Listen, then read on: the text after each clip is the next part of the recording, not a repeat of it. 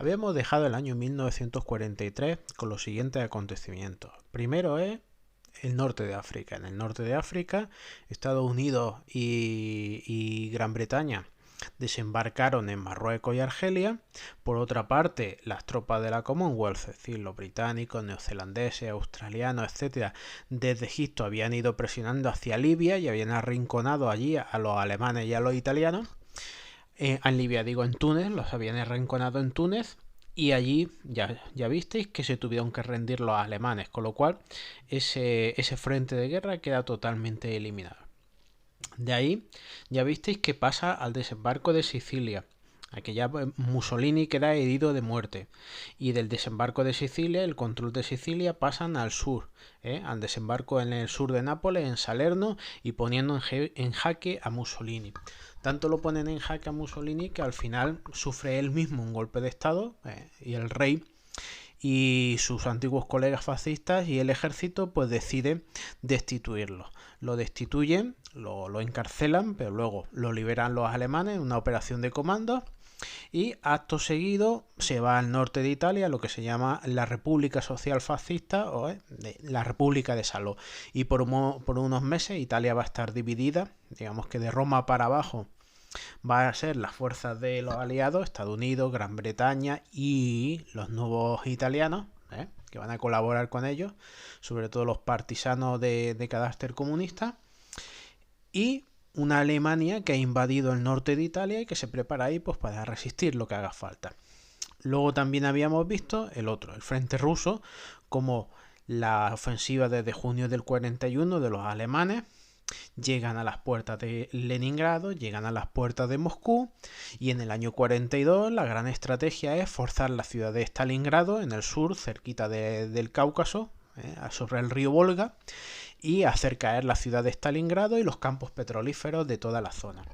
Y ahí es donde se va a jugar en el invierno del 42 al 43 pues el destino de la guerra en el este, cuando al final los rusos resisten y al final pues son los alemanes los que son derrotados y son capturados y enviados a campos de concentración. Luego sigue el año 43 en el frente del este con la gran batalla de tanques de Kursk, a lo largo de finales de la primavera, y ya vemos como tras la batalla de tanques de Kursk pues la Alemania, el territorio de Alemania se va a ver amenazado ya por los rusos abiertamente. Es decir, ya no es solo que Rusia, la Unión Soviética, reconquiste territorio perdido ante los nazis, sino que ya va a estar en situación de empezar a amenazar las mismas fronteras de Alemania. Y ahora, pues queda el año 1944 y 45. ¿Y qué pasa en el año 44? Pues en el año 44 está ya la gran operación. La operación más esperada en el frente occidental, que es el desembarco en Francia. Es decir, el desembarco en Francia tiene que ser el que le ponga punto final a la guerra según la estrategia de Gran Bretaña y de Estados Unidos.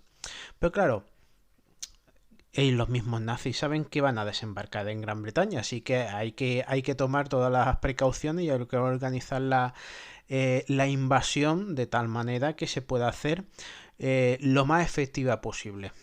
Se va a elegir el día 6 de junio de 1944 y esta va a ser la gran operación que ponga un punto ya de inflexión ya en la guerra.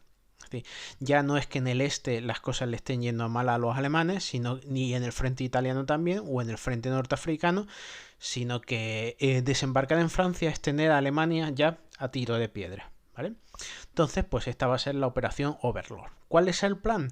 El plan es elegir 5 playas de la región de la Normandía francesa y desembarcar ahí las fuerzas combinadas de Gran Bretaña y de Estados Unidos, más otros contingentes de tropas, también hay franceses, también hay polacos y de otras nacionalidades, ¿vale? Vamos a ver algunas imágenes. ¿Qué tenemos aquí? Pues por ejemplo, el jefe de la operación ya había sido el jefe de la operación Antorcha, el desembarco en el norte de África, el general Dwight Eisenhower, iba a ser el encargado de coordinar toda esta operación. Aquí que tenemos, pues dirigiéndose a paracaidistas, porque los paracaidistas que habían sido ya utilizados en la invasión de Sicilia, ahora se les va a dar un mayor rol en esta invasión, ¿vale? Bien, como hay que tener imágenes, pues por ejemplo, de esos paracaidistas. ¿vale? Y yo ya lo puse una vez en clase, ya sabéis que me gusta poner trocitos de película y ya veremos si el vídeo pasa los filtros de derechos de autor, porque ya en el anterior he tenido algún problemilla. Sabéis que me gusta poner trocitos de películas para esto de la operación del día D, ¿vale? Y para los paracaidistas y demás, pues a mí la mejor serie que podáis ver es esta, Band of Brothers, en español Hermanos de Sangre. ¿Qué lleva? Pues directamente pues vais a ver otro, es decir, otra perspectiva, la de los paracaidistas, cómo van embarcando en los aviones y cómo van enfilando camino de por la noche saltar a Francia. ¿Vale? Ahí lo tenéis. Os ponéis el clip completo y ya está. Por ejemplo, aquí otro clip que os he puesto, a ver si pasa también el filtro de derechos de autor, ¿vale? Y entonces pues los tenéis aquí. Pues, por ejemplo, esta. Tenéis operaciones de paracaidistas, ya lo veis aquí, hay que pasar la defensa antiaérea de los alemanes y también se utilizaron planeadores. Planeadores para no hacer ruido, directamente se les remolcaba un avión y se iban planeando. Esto fue un desastre, pero bueno, pero fueron utilizadas en muchísima cantidad. ¿Vale?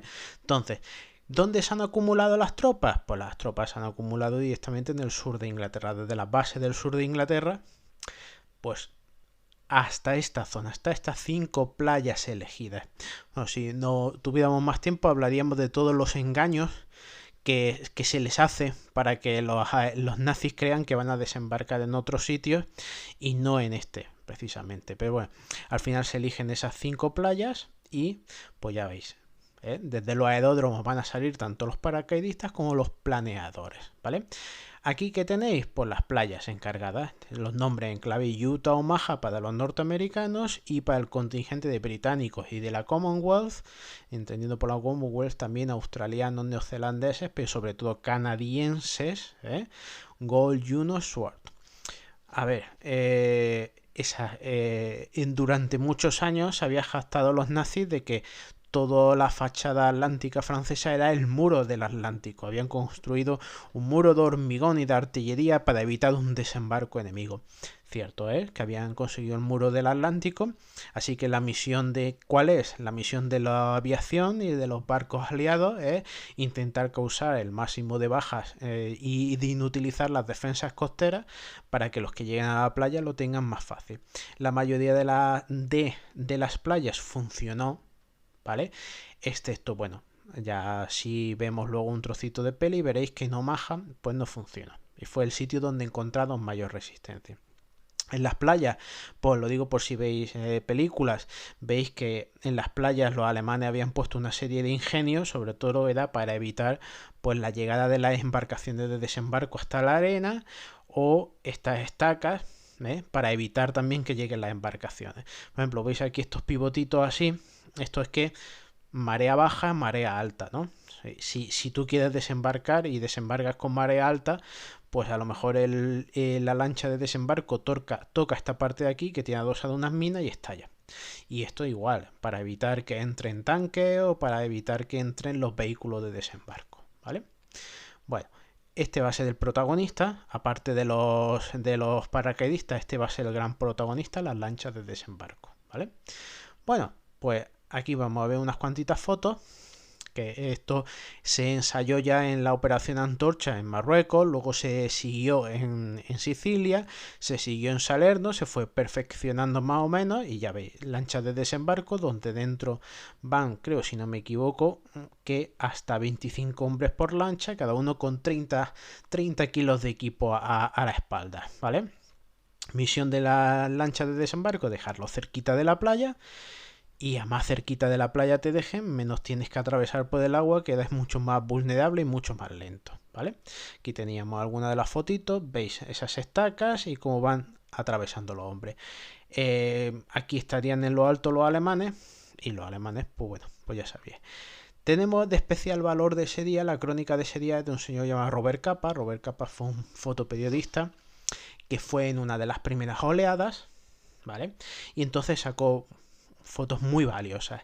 Pero claro, el problema es que cuando volvió a Inglaterra, le dio el carrete a alguien, se puso el carrete cerca del radiador de la calefacción y le fastidió la mayoría de las fotos, excepto 3. Es decir, uno de los mejores documentos gráficos de la historia. Hay un inútil que lo pone junto al radiador de la calefacción y ¿qué le vamos a hacer? Aquí tenemos una movida, otra, ¿vale? Y tenemos pues básicamente 3 fotillos, ¿vale? Que del desembarco, pues para los paracaidistas, pues Band Brothers, Hermanos de Sangre, y para el desembarco, pues la gran película de Steven Spielberg, que volvemos a lo mismo, seguro que ahora por derecho de autor me dice algo, el YouTube, que lo veáis ahí, yo pongo, ya sabéis, un minutillo, vosotros luego le dais al me gusta, lo que queráis ver y ya está. ¿Qué tenéis ahí? Pues la emisión, es decir, la playa, con esas estacas, para evitar la fecha del desembarco y cómo los hombres se disponen pues, a saltar la playa. ¿Vale? Esta fue una de las playas donde los planes pues, no salieron tan bien y tuvieron que sufrir demasiado. ¿Vale? Luego, el truco es intentar meter, una vez que se conquista las playas, al máximo de hombres posibles en el menor tiempo. ¿Vale? ¿Qué se hacen? Se fabrican, pues ya primero los buques de desembarco, los que pueden llegar hasta la orilla, luego se fabrican muelles artificiales y cuando se conquista algún puerto cercano, como Cherburgo, pues se da el centro a través del que desembarcarlo todo. Pero el truco es que si tú has conseguido una victoria, pero luego vienen los nazis y hacen un contraataque, te tiran a la playa y en la playa te acribillan. Así que hay que meterlo lo más rápidamente posible. Digamos que el gran punto de inflexión es coger y meter todos los hombres y el material posible para poder resistir e ir avanzando contra los contraataques alemanes, ¿no? Entonces aquí, por ejemplo, pues tenéis un montón de buques, estos buques de proyección marítima desembarcando material y hombres, ¿vale? Se fabrican muelles artificiales para poder trasladar vehículos pesados, ¿vale? Aquí tenéis pues estos vídeos de Pathé y demás que ya sabéis que los podéis ver. Le dais nada más que y los podéis ver un poquitito, ¿vale? Claro, ahora la cuestión esencial es, bueno, ¿y ahora qué se hace? Bueno, pues hay que ampliar el territorio desde las 5 playas, pues ya os he dicho antes, un movimiento hacia Cherburgo para conquistar un puerto a través del que meter mucho más material y luego pues directamente los planes son ir agrandando las fechas, la brecha los días siguientes y desde ahí avanzar hacia Alemania. Avanzar hacia Alemania, si os dais cuenta, es así. En los planes no entra París, no entra a conquistar París, sino en los planes es ir y aprovechar el éxito y presionar hacia la frontera de Alemania, ¿vale? Luego se hará otra operación secundaria en el sur para apoyar, pero los planes son esos. En cambio, París no entra. Lo que pasa es que para esos momentos pues ya ha entrado en la guerra un nuevo factor, que es lo que se llama la Francia libre. La Francia libre es que un general francés en el exilio, el señor Charles de Gaulle, se reclama heredero de la Francia verdadera, en contraposición a los colaboradores con los nazis, la Francia de Vichy, y va formando con tropas coloniales y con exiliados y demás un ejército. Y se suma, y claro, Gran Bretaña y Estados Unidos lo suman a la invasión. Y claro, ellos presionan porque quieren liberar París. Quieren liberar París, el gran golpe psicológico, instaurar allí el gobierno. Y es un golpe propagandístico importante, ¿no? Entonces, por ejemplo, Eisenhower no quiere entrar en París y prefiere ir hacia la frontera con Alemania, ¿vale? Pero es un motivo de orgullo el liberar París y al final, pues, pasará que se liberará París. ¿Por qué se liberará París? Porque resulta que hay una resistencia en el interior y conforme ven que los aliados, que Estados Unidos, Gran Bretaña y la Francia libre están tan cerquitas, pues empiezan los movimientos revolucionarios en París. Y empiezan las huelgas, y empiezan a los piquetes, y empiezan ataques a las tropas alemanas. Y al final, pues, ¿qué hacen? ¿Qué hacen los aliados? ¿Se quedan en las puertas esperando cómo los alemanes pueden destrozar la ciudad y masacrar a los habitantes? Pues no, directamente lo que se hace es que se va penetrando en la ciudad y bueno, pues al final veremos. ¿Hay tropas alemanas en París? Sí, hay tropas alemanas en París. Aquí, por ejemplo, veis un tanque de las SS, en divisiones de calidad, y el Arco del Triunfo, y va a haber ciertos enfrentamientos. Por ejemplo, ya estáis viendo aquí, el 18 de agosto, huelga general en la ciudad.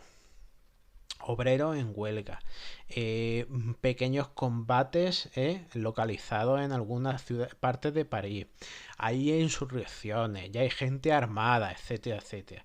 Entonces, el golpe psicológico, ya os he dicho, el general de Gaulle, es decir, el líder de la Francia libre, pues piensa que, mira, vamos a forzar la situación y lo que hacemos es que una pequeña columna del general Leclerc, pues que penetre en París.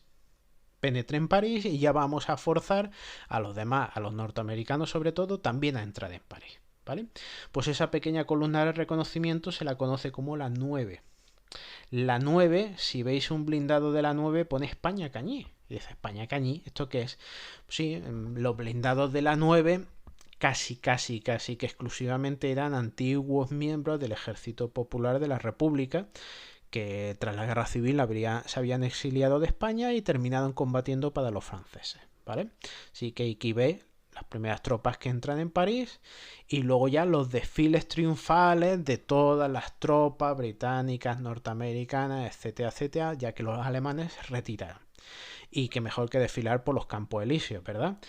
Y el baño de masas que se va a dar por el general de Gaulle. Con la gente Big de Gaulle y de pronto pues todos aquellos franceses que han colaborado tan a gusto con los nazis, pues ese día hay que ir a darse a desgañitarse vivo para demostrar que uno es antifascista, ¿vale? Porque luego vendrán las represalias ¿vale? Bien. Y aquí tenéis pues los grandes artífices de la liberación de París. Ya veis, como siempre, Eisenhower, el general, el comandante en jefe de todas las fuerzas aliadas en Occidente, ¿vale? Bueno, y aquí la fotazos, ¿no? Los norteamericanos desfilando por París con los Campos Elíseos de fondo, ¿no? Vale. Bueno, pues París conquistado. Claro, pero hay que invadir Alemania, hay que llegar a Alemania. Porque aún así, pues Holanda, Bélgica, Luxemburgo, Dinamarca, Noruega, están invadidas aún. O sea, aún queda, ¿no? Aún queda, ¿vale? Bueno, aquí tenéis el vídeo. Voy a poner un poquitito. A ver si me deja ahora y no me pone alguna objeción como antes, ¿vale? París liberado y veis, pues la alegría. ¿Qué vais a ver?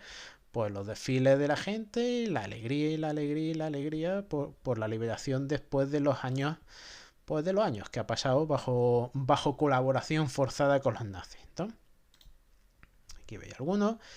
Mira, aquí tenemos al general Charles de Gaulle dándose un baño de masas. Lo digo porque Charles de Gaulle luego va a ser presidente de la República Francesa muchísimo tiempo, ¿vale? ¿De acuerdo? ¿Y ahora qué? ¿Liberado París? ¿Qué hacemos? Pues liberado París se van a planear otra serie de operaciones. Y es, por ejemplo, vamos a liberar Holanda. Y de camino que se libera Holanda, se libera también Bélgica. Y entonces va a ser la operación que se llama Market Garden, que es uno de los fracasos, junto a las Ardenas, es cuando se libera París y se cree que la guerra ya puede durar poco. No, la guerra va a durar casi un año más, ¿no? Entonces la operación Market Garden es directamente, esto que estáis viendo aquí, es cogemos, mandamos un montón de paracaidistas, tomamos los puentes, ¿vale? Porque el río Rin es muy grande y si tomamos los puentes intactos, pues nos aseguramos la vía de entrada hacia Alemania. Pues lo digo porque los nazis igual vuelan los puentes en su retirada para dificultar el avance, ¿no? Bueno, pues la operación que pusieron mucho énfasis los británicos utilizando esto, el lanzamiento masivo de paracaidistas, y la lucha se va a centrar en esos puentes. Lo que pasa es que la mayoría van a ser volados por los alemanes, excepto algún puente, y va a ser sangre, sudor, lágrimas y todo lo que van a sufrir ahí los aliados, los británicos y los norteamericanos por tomar los puentes. Y de hecho es que los combates, pues aquí veis Nimega, la ciudad de Nimega en Holanda, que es uno de los pocos puentes que queda en pie, y va a ser una lucha encarnizada contra los alemanes. Es decir, nada de que la derrota de los alemanes una vez perdida Francia va a ser fácil, ¿vale? Y la otra gran batalla, por no meternos muchas más batallas, es la batalla de las Ardenas. ¿Qué es la batalla de las Ardenas? El bosque de las Ardenas. Pues la Ardenas era por donde se habían colado los alemanes en 1940 para invadir Francia, y ahora ellos van a pensar que los alemanes que van a hacer un contraataque que va a pulverizar a las tropas inglesas y norteamericanas de tal manera que les van a infligir un daño terrible que no van a tener más remedio que pedir la paz a Alemania. Entonces Alemania, llegado a un acuerdo con ellos, podrá revolverse contra el este y resistir el avance soviético. Ojo a la película, ¿vale? Y entonces pues lo que hacen es que en invierno, en pleno invierno y todo esto nevado y con los bosques, van a hacer lo siguiente, que es que van a penetrar y van a romper por Bélgica y por Luxemburgo y por esta zona de Francia, van a romper por completo las defensas de los norteamericanos, pero por completo, lo van a pillar totalmente desprevenido y va a ser un éxito, los primeros días va a ser un éxito atronador para los alemanes. Además, una de las cosas más conocidas de la batalla de los Ardenas es que los alemanes van a tener unidades de infiltrados. ¿Qué son unidades de infiltrados? Vestidos con los uniformes norteamericanos, hablando inglés. Yo soy de Omaha, yo soy de Utah, yo soy de Nueva York, de Pensacola. Y el tío es de Múnich, ¿vale? Y lo van a hacer también que van a causar el caos en las líneas norteamericanas, porque los norteamericanos ya no van a saber quién es norteamericano y quién es un infiltrado. Eso va a ser una de las conocidas, ¿vale? Las imágenes de la batalla es digamos que los primeros días son una derrota durísima de los norteamericanos. Veremos escenas de soldados rindiéndose. Esto, por ejemplo, es que todo el mundo dice, tras liberar París ya está todo ganado. Mirar si está todo ganado, que tenemos aquí columnas de norteamericanos rindiéndose ante los alemanes. El bosque de la Ardenas va a ser un encarnizado combate entre uno y otro. Al final, ¿cómo se resuelve todo? Pues se resuelve todo en que a la Alemania nazi le faltan recursos. En que el empuje inicial es devastador, pero el empuje se va agotando, se va agotando, se va agotando, se va agotando, hasta que se para y el contraataque de los norteamericanos pues los va a devolver otra vez de vuelta a Alemania. Ahora, eso no quita que es la batalla de toda la Segunda Guerra Mundial donde los norteamericanos van a sufrir más bajas. Bajas es 89.500 bajas, es decir, 19.000 muertos, 47.500 heridos y 23.000 desaparecidos entre el ejército de Estados Unidos. Y los alemanes van a perder 84.000 bajas, ¿vale? Es decir, bastante. Y como siempre, como la serie esta Band of Brothers retrata eso. Es decir, una compañía de soldados estadounidenses desde que tienen que entrenar y prepararse por la guerra hasta que llega el final de la guerra. Los últimos episodios, por ejemplo, esto, el bosque de las Ardenas. Los combates en el bosque de las Ardenas teniendo que resistir bajo el frío, la nieve, los encarnizados combates con los alemanes, ¿vale? Yo, como siempre, los recomiendo que luego lo veáis y demás, ¿vale? Entonces, ¿qué vais a tener de todo esto? Pues las imágenes de blindados, blindados y blindados y blindados norteamericanos pasando por la nieve e intentando reforzar las líneas que han roto los alemanes por todos lados, ¿vale? Pues esta es una de las batallas poco conocidas de la guerra, pero que si los alemanes hubieran tenido mucho más empuje, hubieran tenido mucho más recursos, igual hubiera sido un cambio. Al final no sucedió ningún cambio, ¿vale? Bien, bueno, pues entonces, ¿qué? Pasado el empuje inicial de las Ardenas, se vuelve a equilibrar y bueno, cuando se vuelve a equilibrar la cosa, pues pasan los meses de invierno, pasa el enero, pasa el febrero, pasa el marzo y hay que invadir Alemania. Invadir Alemania, pues si se han volado muchos puentes, pues se construyen otros. Aquí tenéis tropas de Estados Unidos con un puente improvisado, como están cruzando el río Rin. Es decir, están entrando ya en Alemania. ¿Y el plan cuál es? Pues el plan que tenéis aquí. Tres pinzas, los franceses hacia el sur porque se prevé menor resistencia y norteamericanos cerquita de Berlín y los ingleses hacia la zona del norte, mientras los rusos en 1945 ya han llegado, han ocupado Polonia y se aprestan a acabar con la Alemania nazi. Los tres, ¿no? Los tres más el cuarto, el invitado, ¿no? Bueno, pues ha invadido Alemania. Y a invadir Alemania, pues lo que va a pasar ya es que cuando las tropas norteamericanas cruzan el Rin, lo que va a pasar es que el ejército nazi con la batalla de la Ardenas había cumplido ya y había agotado sus recursos. Ahora que se va a producir ante las tropas de Estados Unidos, pues rendiciones en masa. Y como siempre, la serie Band of Brothers, que tenéis en esta escena de Band of Brothers, como los norteamericanos van avanzando, mientras por el centro son los millares y millares y millares y millares de alemanes que van capturando diariamente. Es decir, el ejército alemán está ya hundido completamente. La Ardenas le da la oportunidad, se perdió la Ardenas, los norteamericanos, los ingleses y los franceses han cruzado el Rin y es el final ya. Y es el final, ¿vale? ¿De acuerdo? Luego lo veis y ya está. Y nada, pues directamente ya se sabe, ya cuando se cruza el Rin, cuando los rusos han llegado a Polonia, ya lo que toca es invadir Alemania. Cueste lo que cueste, pero la victoria está asegurada. Puede costar más, puede costar menos. Y de las grandes imágenes que nos van a dejar cómo se planifica la victoria, pues tenía aquí, por ejemplo, la conferencia de Yalta, que es los tres grandes, es decir, Stalin, el señor Roosevelt, que lo veía un poquito desmejorado, está ya bastante malito, y Churchill, los tres reuniéndose para ver qué hacen con la Alemania. ¿Qué van a hacer? Pues para empezar se decide que Alemania se va a ocupar militarmente. Y se va a ocupar militarmente en 4 zonas. La zona soviética, la zona británica, la zona estadounidense, incluyendo ese trocito allí, y la zona francesa de ocupación. Esto de Luxemburgo.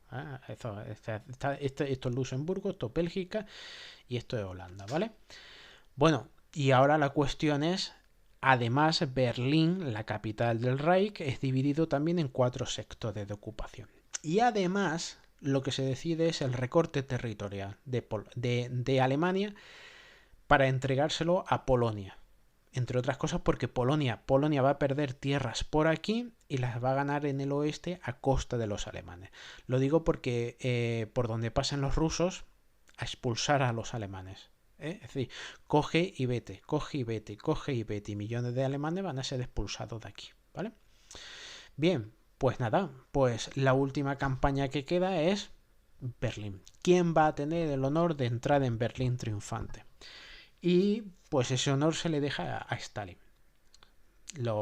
Churchill no estaba de acuerdo con eso. Roosevelt piensa que Berlín es solo un símbolo, que ya Alemania está vencida y que no tiene ningún objeto, luchar encarnizadamente y perder miles de hombres por conquistar un símbolo. Que mejor que se lo queden los rusos.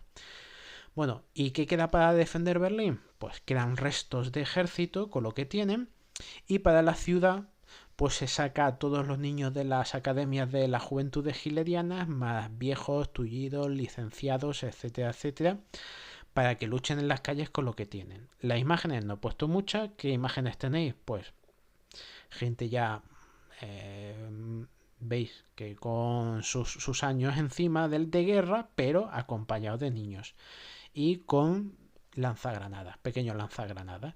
Bueno, pues esa va a ser la defensa de Berlín. Ya estoy viendo que os encontráis a gente con su abrigo y su escopeta y poco más, o su fusil. Esto es un batiburrillo de gente que la ha sacado a la fuerza.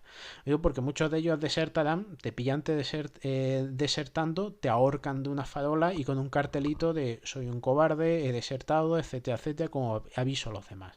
Es casi como que misiones suicidas. Misiones suicidas es que tenemos que resistir a los tanques rusos con lanzagranadas. Y esos valerosos nenes que los vamos a sacar de las academias de las SS y de las juventudes hitlerianas para ir al frente a que mueran directamente. De hecho, la última vez que se ve a Hitler con vida es saliendo del búnker de la Cancillería para una pequeña ceremonia en la que va a entregar medalla al valor a resistentes de Berlín. Llama la atención de los resistentes de Berlín los niños, los chavalitos, los chiquitines, ¿no? Bien. Bueno, pues Hitler toca suicidarse, ¿no? O cae en manos rusas. Y si cae en manos rusas, pues imaginaros Stalin cómo lo va a utilizar, y cómo lo va a torturar y la vida que le va a hacer. Bueno, pues toca suicidarse. Y su compañera de muchos años, Eva Braun, que sinceramente no sé qué hacía ahí, y que llevaba en el búnker de Hitler todo el tiempo que llevaba él y acompañándolo en sus penas y sufrimientos, pues Hitler decide que antes de suicidarse tiene que hacer 2 cosas. La primera es redactar su testamento político, básicamente una justificación, y el segundo es casarse. De tal manera que por Berlín se busca un cura que sea capaz de llegar a la Cancillería y hacer la ceremonia civil y certificar el matrimonio entre Adolf Hitler y Eva Braun. Bueno, bueno, bueno, es lo que hay. Bueno, acto seguido, pues nada, meterse en la habitación, pastilla de cianuro y el tirito por si acaso. Los dos cuerpos son sacados del búnker de la Cancillería y en el patio en el patio cercano se les rocía de gasolina y se prende fuego. Ya está, es lo último que se sabe de ello, ¿vale? Y mirar, porque lo encontré en algunos lados y durante muchos años circuló esta fotografía. Ay, Hitler con el retrato de su madre, no sé. No. Más falsa que nada, ¿vale? Y nada, pues fin. Se nombra un gobierno que tiene que hacer la paz. Y la paz es la rendición incondicional y someterse a los dictados de la conferencia de Yalta. Y como el honor de la victoria corresponde a los rusos, pues las imágenes que vamos a tener son de una ciudad semiderruida con los tanques rusos pues por todos lados, ¿vale? Y es una ciudad en escombros y el combate urbano más salvaje que va a dejar a la ciudad pues prácticamente en la ruina. ¿Y qué tenéis? Las tropas alemanas, los restos del ejército alemán siendo capturados por los soviéticos, ¿vale? Ahí tenéis unos poquititos vídeos más, los podéis poner y demás y todo esto. Alemania, ¿cómo ha quedado Alemania? Pues directamente en ruinas. Directamente en ruinas. Aquí tenemos, por ejemplo, la catedral de Colonia es de lo poquito que queda en Colonia en pie. Ha sido sometido a bombardeos intensos, aéreos y a combates, y Alemania está prácticamente en ruinas. Bueno, pues prácticamente en ruinas, pues tenéis aquí algunos vídeos, los podéis ver un poquito mejor. Yo sabéis que nada más que pongo unos segunditos. El bombardeo sobre Colonia fue salvaje, ¿vale? Bien. Y otras ciudades alemanas exactamente igual. Berlín igual, pero no hay que dejarse solo en Berlín. La mayoría de las ciudades alemanas han sufrido un castigo similar. Y claro, los símbolos, pues hay que hacer los símbolos. ¿Y qué es el símbolo? Pues ahí tenéis a unos soldados rusos izando la bandera, la victoria, que es sobre el Reichstag. Es que aunque el Reichstag esté como esté, quemado por los nazis y demás, da absolutamente igual, el símbolo es el símbolo, ¿vale? Y el símbolo, si os dais cuenta, la hoz y el martillo, y luego tiene la estrellita de David. La estrellita de David porque el fotógrafo que tomó la instantánea es judío y quiso dejar su detalle personal, ¿vale? Ahí tenéis el Reichstag, que ya sabéis vosotros que así se quedó pues durante mucho tiempo hasta que en los 90 se decidió reconstruirlo, ¿vale? Y ahora es la actual sede del Parlamento alemán. Bueno, salió un poco más breve el vídeo que anteriores, bueno, no está mala cosa.